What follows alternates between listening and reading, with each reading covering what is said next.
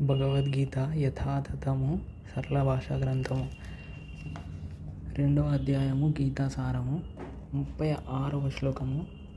శ్రీ భగవానువాచ అవాచ్యవాదాంశ్చ బహూన్ వదిష్యంతి తవ హితాః నిందంతస్తవ సామర్థ్యం తతో దుఃఖతరం ను కిం. అర్థము: శ్రీకృష్ణ భగవానుడు పలికెను, నీ శత్రువులు నిన్ను పలు క్రూరమైన మాటలతో వర్ణించి నీ సామర్థ్యమును నిందిస్తారు.